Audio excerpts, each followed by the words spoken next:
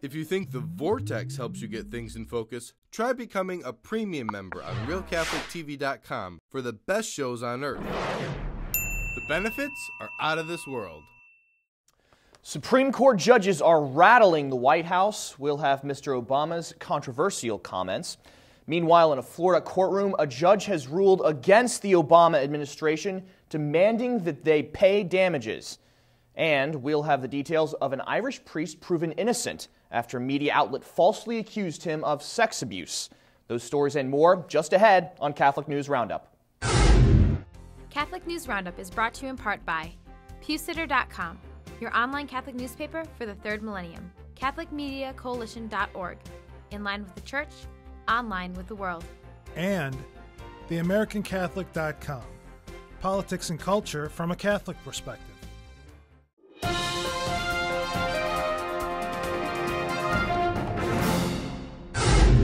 Hello and welcome to today's edition of Catholic News Roundup. I'm Matthew McAuliffe. Obama confronts court. Mr. Obama says if his health care law does not pass the scrutiny of the Supreme Court, it would be an act of, quote, judicial activism. During a press conference on Monday, the Oval Office occupant said, quote, I just remind conservative commentators that, for years, what we have heard is the biggest problem on the bench was judicial activism, or a lack of judicial restraint, that an unelected group of people would somehow overturn a duly constituted and passed law, end quote. Senator Orrin Hatch, head of the Republican Finance Committee, is chewing Obama out over his comments, saying it is a fantasy to think that, quote, every law you like is constitutional and every Supreme Court decision you don't is, quote, activist. Obama's comments seem to indicate he is taking a similar approach to the Supreme Court as he is to the Catholic Church, suggesting that noncompliance with his demands will result in negative consequences. Administration pays damages. Obama's Department of Justice is being excoriated by a Florida District Court judge and being ordered to pay a pro-life woman $120,000.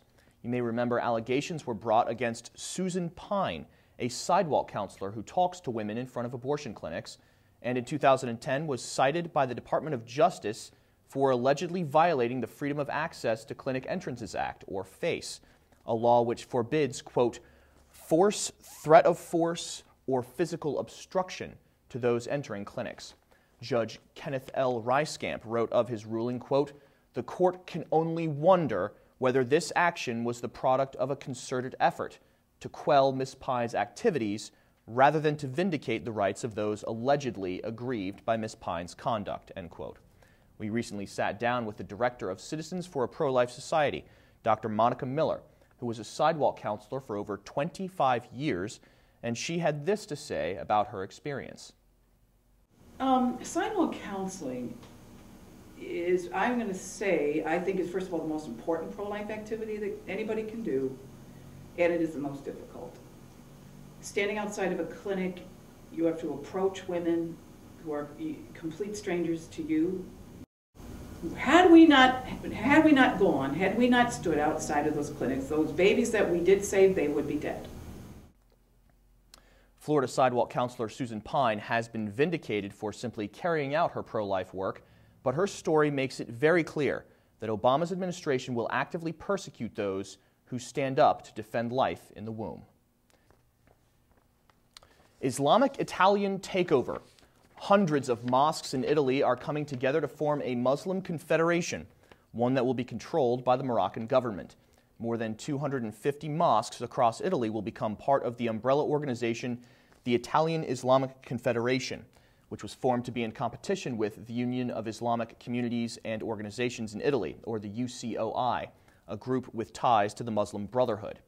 Manes Bernardini, a politician from the Northern League in Bologna, says, quote, mosques are springing up like mushrooms, and mayors can do nothing about it because there is no national law to regulate the proliferation of these structures, end quote.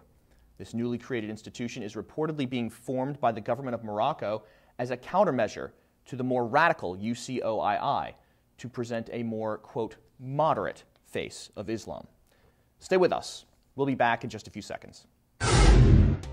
Catholic News Roundup is brought to you in part by NewOxfordReview.org, the voice of Catholic Orthodoxy, in print and on the web. And RenewAmerica.com, expanding the influence of America's grassroots in the cause of freedom. Irish priest exonerated.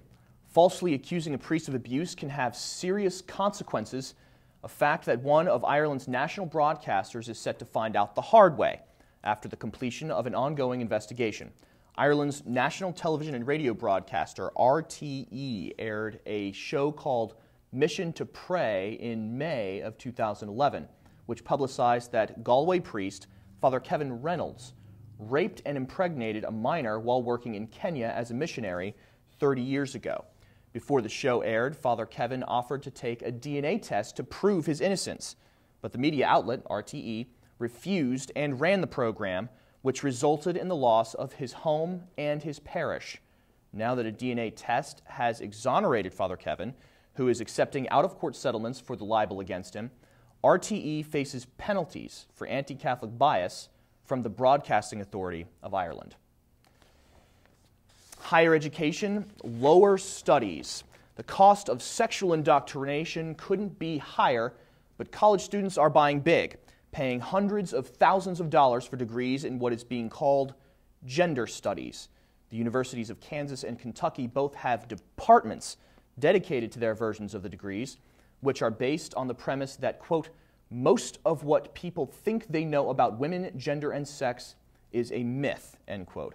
The courses offered for what could be a PhD if you wanted it to be include, quote, gender and sexuality in cyberspace, comparative constructions of gender and sexuality, love, sex, and globalization, and history of women and the body. An undergraduate degree in these subjects runs students anywhere from $127,000 to $139,000, but other schools, even Catholic ones, are beginning to offer similar programs, and Notre Dame even offers grants for theirs.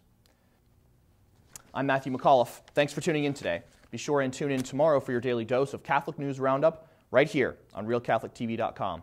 And you may want to check out our Facebook fan page, where you can see a video sent in by some RealCatholicTV.com subscribers near Denver who attended a traditional Latin Mass celebrated in a parking lot across the street from one of the biggest Planned Parenthood abortuaries in the country. Check it out. It's quite an eyeful.